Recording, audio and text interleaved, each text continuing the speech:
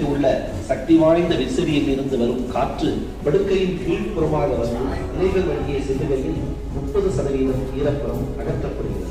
அதன் பின்பு தேயிலை வாரத்தின் வழியாக கீழ்ப்பகுதியில் உள்ள ரோட்டர்வேல் இயந்திரத்தை அடைகிறது.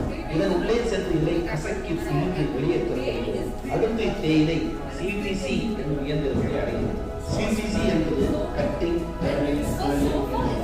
ஒன்றிற்கு ஒன்றாக அமைந்துள்ள 5 சிடி வழியாக தேயிலையான உள்ளேறி வெளியே வரும்போது சிறு சிறு துளிகளாக வெட்டப்பட்டு சுருட்டப்படுகிறது.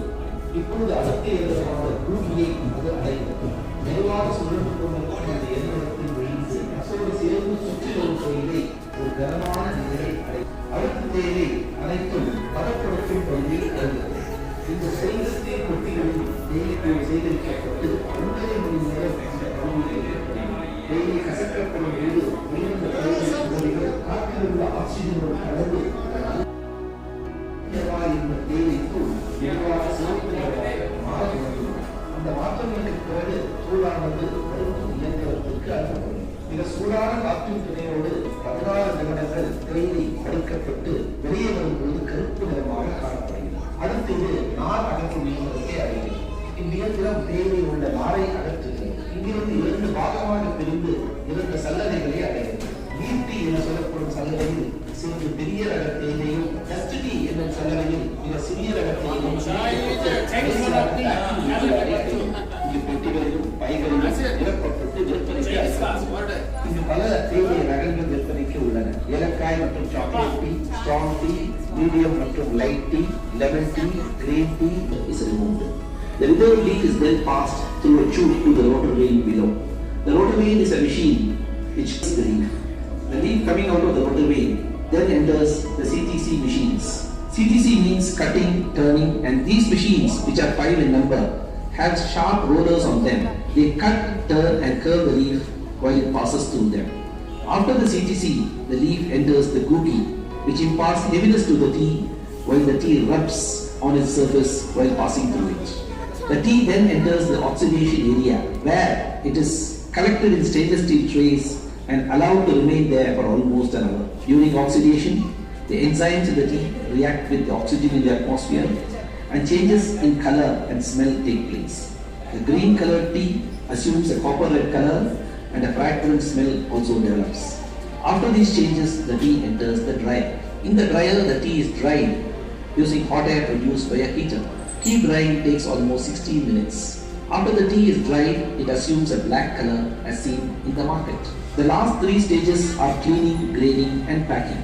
The fiber in the tea which comes from the leaf stalk is removed in the fiber mats. The teas are later graded in a grader. There is a leaf grader and dust grader. The teas are later packed and sent for sale.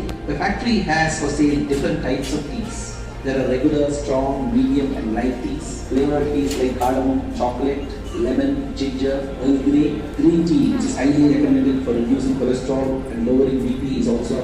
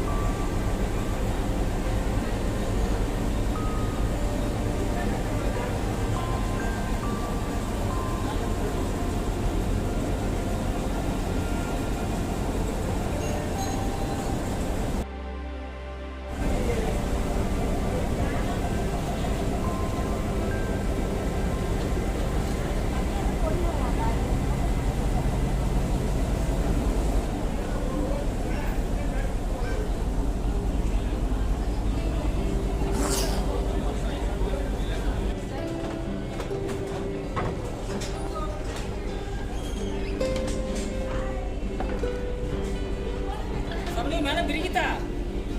அது போல அதை போல